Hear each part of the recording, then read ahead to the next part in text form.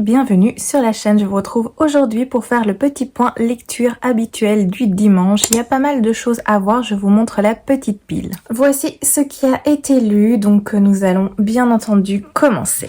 Je vais démarrer avec la suite des Agatha Raisin. J'ai terminé Crime et Déluge. Une petite enquête sympathique de MC Beaton, toujours. C'est le 12e tome aux éditions Albin Michel. J'ai terminé cette lecture il y a déjà quelques jours. On retrouve Agatha Raisin, vous connaissez à connaître le concept maintenant, qui va partir faire prendre des petites vacances. Elle va ensuite revenir et lors d'une balade dans le petit village de Carsley, qui est actuellement en proie à des pluies et des inondations, elle va voir flotter un corps dans une des rivières qui a tendance à un petit peu déborder à cause de la montée des eaux. Ce corps est celui d'une femme qui porte une robe de mariée. Elle va évidemment signaler tout ça à la police et elle va décider d'enquêter, de mettre son grain de sel dans cette affaire pour découvrir qui est l'auteur de cet assassinat, parce que ce n'est point un accident, ce n'est pas non plus un suicide évidemment, et on va la suivre. Donc voilà, c'était toujours assez agréable, j'ai bien aimé la retrouver. Ici on va avoir l'entrée d'un nouveau personnage, parce que suite au départ de James Lacey du cottage voisin de Agatha, il y a un nouveau personnage qui va emménager, un homme qui est écrivain, auteur de polar, et Agatha va faire sa rencontre. On va du coup découvrir ce nouveau personnage et c'était très agréable d'avoir une nouvelle arrivée comme ça change un petit peu. C'est vrai qu'on avait tendance à tourner avec les mêmes personnages, à savoir James Lacey, le fameux Charles qui l'accompagnait dernièrement dans ses enquêtes. Maintenant on a ce personnage qui s'appelle John, si je me souviens bien. C'était agréable, c'est plaisant, ça fait bien le travail. C'est une petite lecture sans prise de tête, avec ses petits défauts mais également ses qualités, donc je vous en ai déjà parlé plein de fois, je vais pas m'étendre davantage ici. J'ai également lu Fable, le 4e volume de ces magnifiques ouvrages qui sont faits par Bill Willingham et Mark Buckingham. C'est aux éditions Urban Comics et j'adore cette série. Je les prends dans cette édition là, ils sont à 10 € et il y en aura 10 qui vont sortir. Pour l'instant il y a le jusqu'au tome 6 et si je me rappelle bien, et le tome 7 va bientôt sortir, quelque chose comme ça. J'avais un petit peu de retard vu que j'avais lu le 1, le 2 et le 3 et je me suis décidée à me lancer dans la lecture du 4 et c'est génial. Je vous en ai déjà parlé mais ça fait un petit moment. En fait on se trouve à Fableville, qui est une ville qui est habitée par tous des personnages de contes qui sont cachés dans notre monde, mais qui sont cachés des communs. Ce sont les personnes humains lambda comme nous, sans pouvoir magique, qui ne font pas partie du monde de la fantasy, et donc on retrouve plein de personnages qu'on connaît mais dans une version très différente, très moderne aussi, qui ont leurs problèmes, les guerres latentes, etc., des ennemis qui complotent. C'est très bien fait, c'est vraiment super agréable. On a le personnage de Blanche-Neige par exemple, on a aussi le personnage du grand méchant loup, on a Cendrillon, on a La Belle et la Bête, on a tout ce qui concerne selon le personnage Pinocchio également. Il y a vraiment de tout et c'est super bien fait. Au niveau des dessins, je vous montre un petit peu les planches, mais c'est un très joli travail. De manière générale, en tout cas, moi j'adore ce genre de petites choses.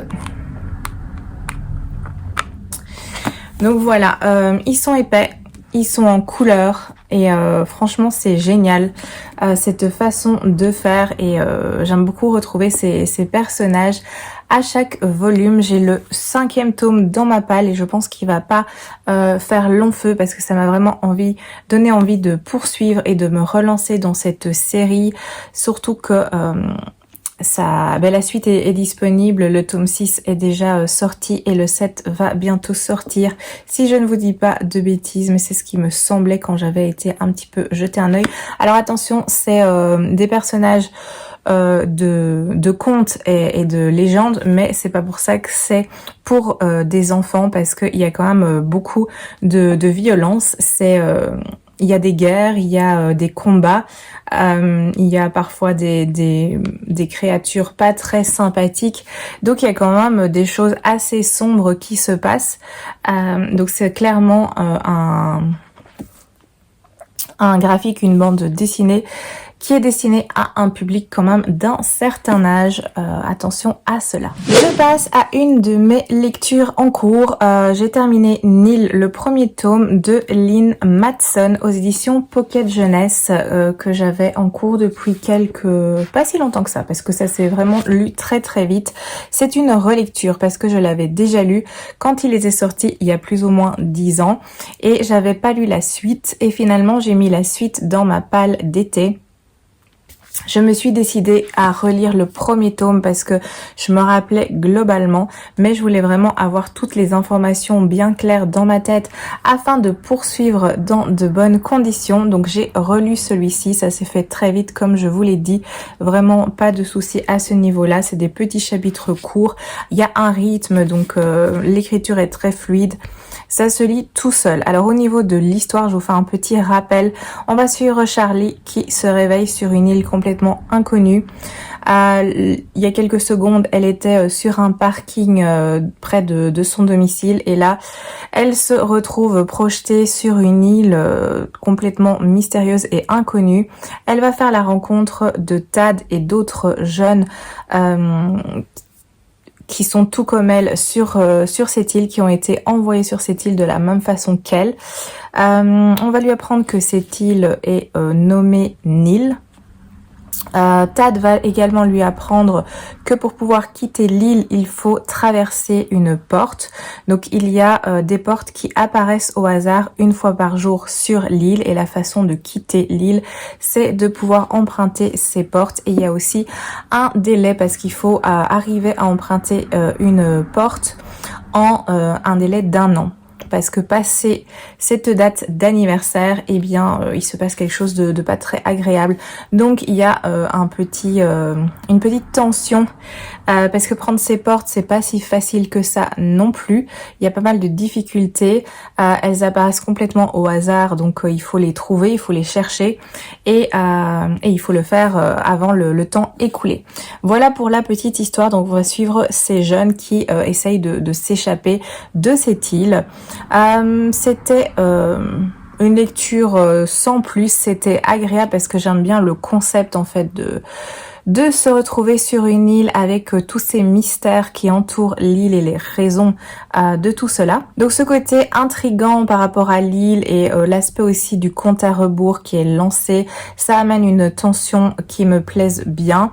Par contre, c'est peut-être parce que c'est une relecture beaucoup de temps plus tard, mais j'ai trouvé que le côté adolescent était beaucoup trop présent et c'est un aspect qui m'a quand même un peu déçue, qui m'a dérangée. On va se retrouver avec un groupe d'adolescents de 17 ans environ, on a 16, 17, 18, c'est l'âge de manière générale. Et ça faisait très ado dans la façon de réfléchir, dans la façon de se comporter. On a aussi une romance qui est beaucoup trop présente au vu de la situation. Alors oui, on peut évidemment... il peut y avoir de la romance, mais ici, ils ont quand même autre chose à faire que s'investir là-dedans, étant donné que le temps leur est compté. Il y a une situation d'urgence et au lieu que la romance reste en retrait et que le côté principal soit d'échapper à cette île, j'ai trouvé que la romance prenait beaucoup trop d'importance, surtout dans la première partie du roman. Après, il y a des choses qui se mettent en place pour essayer de comprendre en fait l'île, de comprendre Nil, d'essayer d'un petit peu anticiper l'apparition des portes, etc. Donc là, j'ai plus apprécié parce qu'il y a des choses qui se mettent en place, des choses qui bougent, il y a des réflexions qui sont amenées. Ça, c'était beaucoup plus intéressant. Voilà, au vu de la situation, on est sur une île déserte, le temps nous est compté, c'est pas facile de repartir, tout le monde n'y arrive pas. Je pense que ce groupe d'adolescents a autre chose à faire que des petites amourettes ou des petites disputes sans queue ni tête. Il y a des dangers aussi sur l'île, donc je trouvais qu'il y a voilà tout cet aspect-là très adolescent et avec pas beaucoup de sens et d'intérêt m'a dérangé au vu de la situation et du contexte dans lequel il se trouvait. Après, ça n'a pas été une lecture désagréable, je l'ai lu très vite, c'est aussi l'atout de cette lecture, c'est que ça se dévore, il n'y a pas de lenteur spécifique, ça avance très bien de manière générale et ça m'a donné envie de finalement avoir le fin mot de cette histoire et de vraiment comprendre le pourquoi du comment autour de Neil. C'est pour ça que j'ai attaqué le second tome. J'ai pas lu grand chose, je vous montrerai ça dans mes lectures qui sont en cours, donc on verra ça tout à l'heure. Mais voici pour cette lecture. Si vous aimez pas les lectures young adultes et très adolescentes, ne vous lancez pas dans celui-ci. Si vous avez un certain seuil de tolérance et d'acceptation, ça peut passer. Moi, je suis dans cette catégorie là parce que j'ai très envie en fait de lire cette saga et d'enfin avoir toutes les informations parce que malgré tout il y a quand même des choses qui sont intéressantes. Donc voilà. J'ai également lu et terminé celui-ci qui est La recherche d'Alice Love de Liane Moriarty aux éditions Le Livre de Poche, une de mes lectures audio que j'ai terminé de Liane Moriarty. Vous l'avez vu, j'en ai lu déjà quelques-uns que j'avais vraiment beaucoup aimé. Celui-ci est un poil en dessous, je dois vous avertir. Alors au niveau de l'histoire, eh bien on va suivre Alice qui fait une chute durant une séance de sport. Elle se cogne la tête et quand elle se réveille, elle pense en fait qu'on est 10 ans plus tôt, à savoir en 1998. 10 ans plus tôt, elle était à peine enceinte, elle commençait une grossesse, elle vivait une belle histoire avec son mari, il venait d'acheter une maison, bref, la vie était belle, tout leur souriait. Et là, elle va découvrir qu'on est 10 ans plus tard, qu'elle a en fait maintenant 3 enfants et qu'elle est en plein divorce. Voilà, elle se pose la question de comment tout cela est arrivé, étant donné qu'il y a 10 ans, toute sa vie était un rêve, elle était heureuse avec son mari, ils étaient très complices et fusionnels, ils attendaient leur enfant avec impatience et comment les choses ont pu à ce point se dégrader. Donc on va suivre Alice qui est à la recherche de ses souvenirs, de ces 10 ans qui ont soudainement disparu de sa tête. Voilà un petit peu l'histoire. Alors, on est dans un récit où il va être question de famille, d'amour, d'amnésie, de maternité, de divorce aussi, de relations de couple et de pas mal de difficultés. C'était une agréable lecture, mais comme je vous l'ai dit, j'ai préféré les autres parce que ici, ça restait assez... En surface, il n'y a pas eu vraiment de surprise. J'ai trouvé que le récit était assez classique où on a Alice qui a une amnésie et on va apprendre tout ce qui s'est passé durant ces 10 ans qu'elle a perdu, voir de quelle façon les choses se sont envenimées entre elle et son mari. Donc c'était intéressant, c'était sympa à lire, j'ai bien aimé cette lecture, mais dans les autres récits, on avait toujours quelque chose qui était un petit peu secret et on avait ce secret qui à un moment donné allait nous exploser à la figure. Et ici, il n'y a pas. On suit simplement Alice à la redécouverte de son passé, qui cherche à comprendre en fait ce qui s'est passé.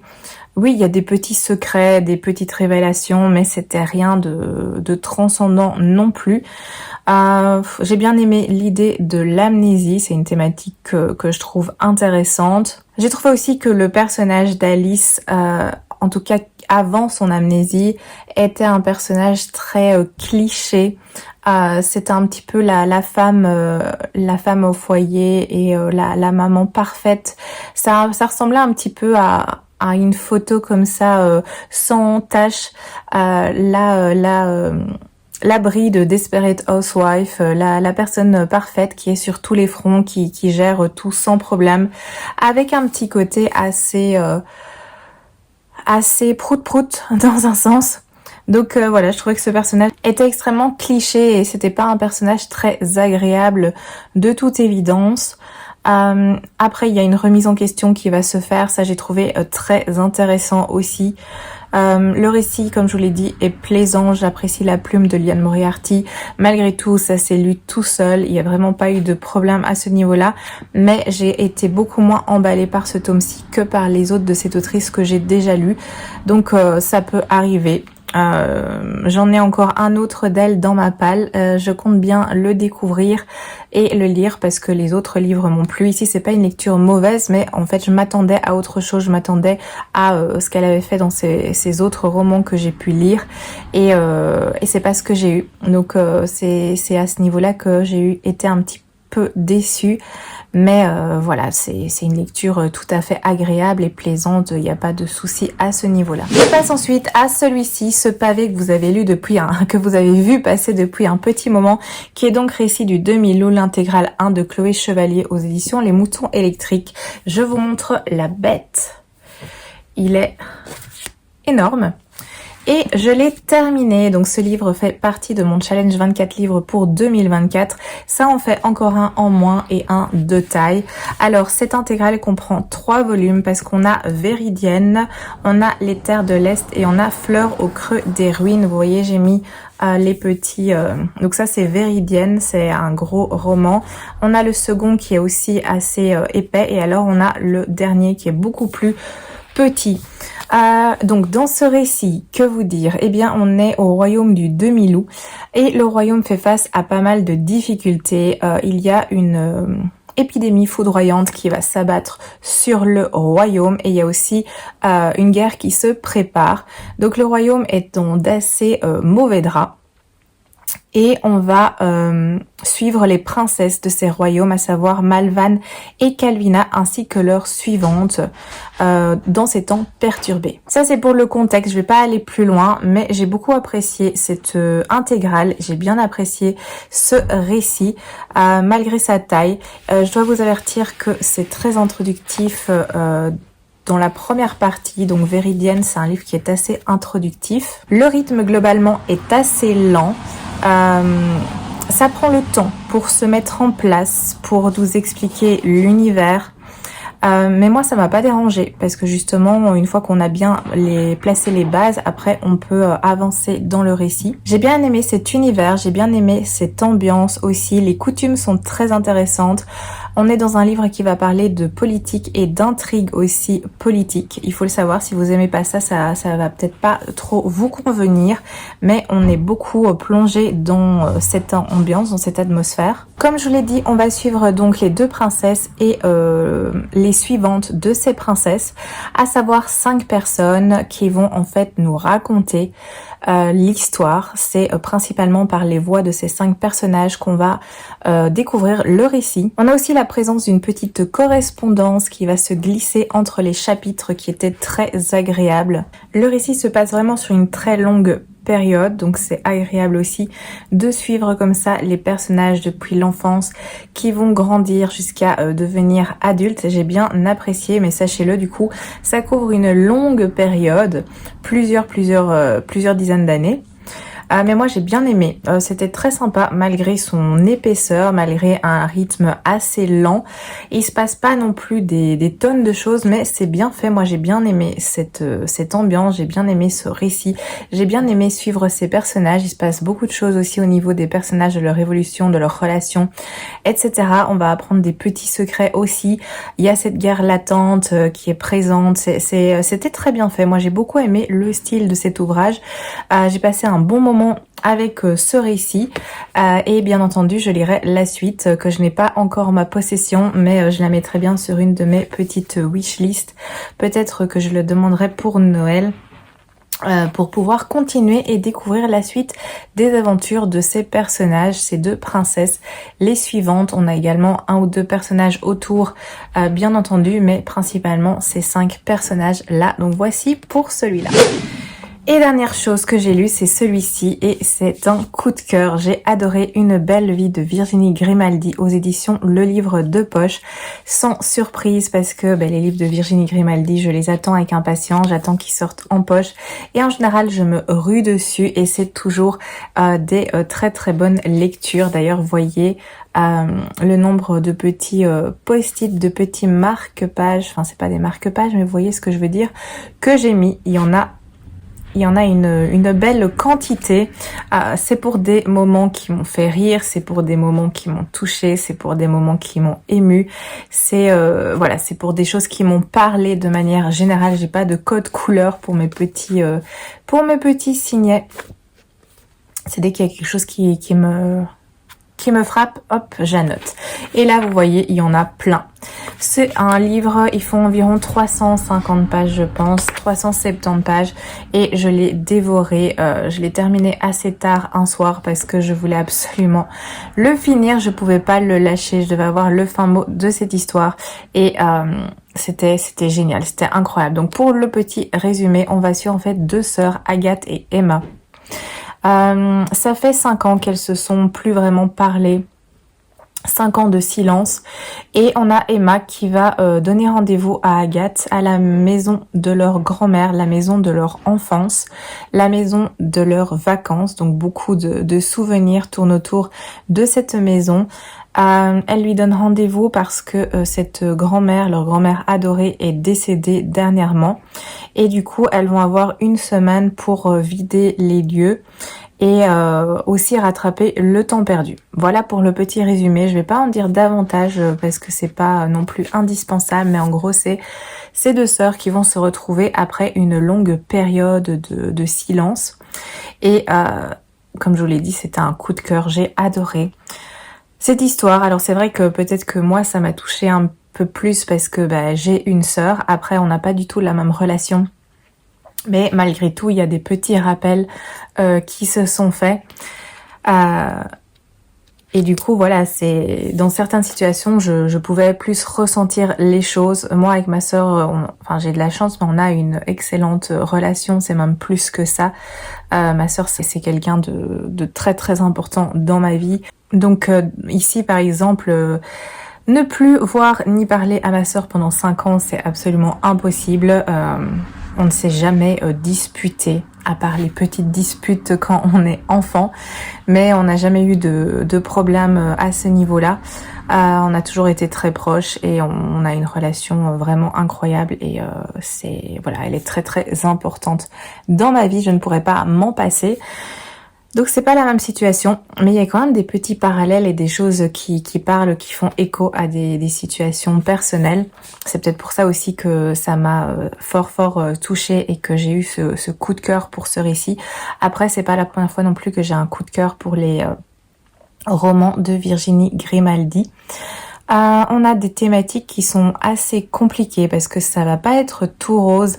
On a ces deux sœurs qui se retrouvent, mais ça va aussi parler du coup de deuil. Ça va parler aussi de sororité, bien entendu. Ça va beaucoup parler de souvenirs d'enfance. On va parler de maltraitance, on va parler de famille, d'amour aussi. D'amour entre ces deux sœurs. On va parler de maladie également. Donc il y a plein de thématiques qui vont intervenir et pas les plus jojo non plus. Mais comme toujours avec Virginie Grimaldi, on passe par une multitude d'émotions. On passe du rire aux larmes et il faut déjà y aller pour que je pleure dans un roman. C'est assez rare. Je peux être touchée, mais de là à pleurer, c'est assez rare. Et ici, eh bien, j'ai eu quand même les larmes qui me sont montées aux yeux. Alors, j'ai pas pleuré comme une madeleine, mais j'ai eu quand même les yeux qui se sont complètement inondés avec la boule là au fond de la gorge. Donc, c'était une belle expérience de lecture. Il y a des choses pour lesquelles je me suis bidonnée. Vraiment, c'était pas sourire intérieurement. Je me suis esclaffée à quelques moments dans cette lecture. Donc il y a des choses qui sont vraiment très drôles. Il y a énormément d'humour. Virginie Grimaldi, elle a les mots justes pour partager plein d'émotions, pour faire ressentir plein d'émotions. Et c'était génial comme lecture. Vraiment, je vous recommande. C'est une autrice qui est connue, donc je suppose que vous avez sans doute déjà découvert ses romans. mais si c'est pas encore le cas, je vous recommande. Vous pouvez choisir n'importe lequel parce qu'ils sont tous qualitatifs, ils se lisent indépendamment, donc c'est à chaque fois des histoires différentes. Donc n'hésitez pas, vous pouvez choisir le dernier sorti ou le premier sorti ou peu importe, mais c'est à découvrir parce que je trouve que ça vaut vraiment la peine. En tout cas moi, à chaque fois ça fait mouche et à chaque fois j'attends la prochaine sortie en poche pour pouvoir me ruer dessus et découvrir, et c'est à chaque fois une très très belle expérience de lecture, un très très bon moment de lecture. Donc voilà pour celui-ci, le coup de cœur de la semaine. Voilà ce que j'ai lu cette semaine. Je vais passer à mes lectures en cours, comme d'habitude. Petit point. Alors, on commence à avoir l'habitude. Je n'ai pas avancé dans le royaume de Tobin, ni dans l'assassin royal, ni dans la famille Seagrave. Mais c'est prévu bientôt, ça va reprendre de ce côté-là. Oh sinon, dans ce que j'ai avancé dans Is, qui est celui-ci, l'intégrale de Aurélie Philippe. Vous voyez ici, on a le premier livre avec la séparation qui est presque au milieu. Donc j'ai dépassé la moitié du premier livre. Ça se lit vraiment très très bien, très facilement. Donc je vais avancer là-dessus. J'ai également commencé celui-ci qui est Les Disparus du tableau de Daria Dessombres aux éditions Le Livre de Poche. Ça c'est un petit livre qui est dans mon challenge 12 livres choisis par ma sœur. Je vous remets le petit si vous n'avez pas encore vu la vidéo, si ça vous intéresse. Je viens à peine de commencer, donc je ne sais pas beaucoup vous en parler. Je suis à la page 31. J'aimerais avancer. Sinon, je suis toujours lancée dans celui-ci, le cycle des secrets, le premier tome de Manon Fargeton. Et je suis au chapitre 13, donc plus ou moins à la moitié. Ça se lit bien. J'aurais voulu le terminer, mais j'ai eu les autres choses à lire que je vous ai présentées. Donc j'ai pas pu le faire, mais c'est pas grave. Sinon, voilà, j'ai commencé le tome 2 de Nil, qui est Les Secrets de Nil. J'ai lu 40 pages, oui, 40 pile poil. Donc, je sais pas beaucoup vous en parler. Sinon, il y a toujours Plein Ciel, mais j'ai pas avancé beaucoup dans Plein Ciel. Je suis au chapitre 8, à savoir la page 166. Et là, c'est prévu aussi que je mette l'accent sur Plein Ciel et sur le cycle des secrets. Pour avancer dans ces deux lectures qui me plaisent beaucoup. Sinon, dans mes lectures audio, il y a plusieurs choses. Donc, tout d'abord, celui-ci, le premier tome de la saga des 7 sœurs de Lucinda Riley. J'ai enfin commencé et pour l'instant, ça me plaît pas mal. Je suis à la page 255, ce qui vaut à ça. C'est aussi un livre assez épais, hein. Il y a 650 pages environ. Je pense que vous connaissez un petit peu la saga. Ces sœurs qui ont été adoptées aux quatre coins, qui proviennent des quatre coins du monde par un homme extrêmement riche. Ici, cet homme vient juste de décéder et on va suivre Maya, qui est la première arrivée, la première adoptée, et elle va partir à la recherche de ses origines. C'est assez sympa, il y a des petits passages aussi dans le passé, présent passé, et ça me plaît bien. Donc à voir pour la suite. Sinon, je me suis lancée dans celui-ci, donc Fourth Wing de Rebecca Yarros. Si vous connaissez pas ce livre, mais où étiez-vous ces derniers mois? On l'a vu passer partout à sa sortie. Le deuxième tome vient de sortir. Je l'ai aussi dans ma palle parce que j'ai craqué en n'ayant pas encore lu le premier tome. Je voulais la version reliée parce que ça, je l'avais reçu en cadeau quand il était sorti. Et j'avais peur qu'il n'y ait plus en version reliée. Donc je l'ai pris directement et je me suis dit qu'il était temps de le démarrer. Déjà pour voir si ça me plaît et pas acheter la suite parce que je pense que ça va être une saga qui sera assez longue. Je sais plus exactement combien il en est prévu, mais c'est plus qu'une trilogie si ma mémoire ne me fait pas défaut. Donc je me suis dit faudrait peut-être vérifier si ça me plaît avant que j'en achète plusieurs et qu'au final potentiellement ça me plaise pas tant que ça. Donc ça y est, je l'ai entamé, il est absolument magnifique, hein. C'est un livre splendide, ça va parler de dragons. Je pense que vous êtes au courant, sans doute que certains d'entre vous l'ont déjà lu, mais moi je démarre. Et pour l'instant ça me plaît beaucoup. J'ai écouté une centaine de pages et ça me plaît bien. Donc à voir, parce que je sais, on m'a averti qu'il y avait quand même pas mal de... L'aspect romantasy était fort en avant avec des scènes de fesses, etc. À voir, parce que ça c'est pas non plus ma tasse de thé, mais si l'ambiance, l'intrigue, le récit est bien amené, ça peut le faire. Donc à voir comment c'est présenté. Ça je le saurai en continuant ma lecture. Et sinon j'ai démarré ceci, qui est Le Prince des Marais de Pat Conroy, aux éditions Le Livre de Poche. Ça fera plaisir à ma maman parce qu'elle m'a déjà dit que ce livre-là l'intéressait. Elle l'avait vu dans ma palle d'été et du coup, comme j'avais prévu de le lire, je pouvais pas le lui prêter, surtout que c'est un livre qui fait 1000 pages. Donc il faut un peu de temps pour le lire. Et elle était très curieuse et elle souhaitait le lire aussi. Donc c'est bon, maman, je l'ai commencé et après je te le passe. Pour l'instant j'aime bien, j'ai écouté 267 pages, ce qui équivaut à ça environ. Et ça me plaît bien. Je vais pas vous en parler maintenant, je le ferai quand j'aurai terminé ou un peu plus avancé quand même ma petite lecture. Voilà, ça c'est pour mes petites lectures en cours. Sinon, il n'y a rien de plus, me semble-t-il. Je ne suis pas repassée à la bibliothèque, donc j'ai pas d'autre chose à vous montrer cette semaine-ci. Donc voilà, je vais m'arrêter ici pour aujourd'hui. Je vous remercie bien entendu d'avoir regardé la vidéo, je vous remercie d'être présent. Comme d'habitude, n'hésitez pas à me laisser les petits commentaires, qu'on puisse papoter concernant les livres présentés, vos lectures en cours. Moi ça m'intéresse, je vous l'ai déjà dit, mais ça m'intéresse vraiment, comme ça je me mets des choses dans ma wishlist, ce qui n'arrange pas mes affaires, mais au moins il y a plein de livres que je ne connaissais pas, que vous me faites découvrir. Donc je suis très intéressée par vos lectures. Je vous souhaite un excellent dimanche, une très belle journée, que tout se passe bien pour vous et je vous dis à très bientôt dans une prochaine vidéo.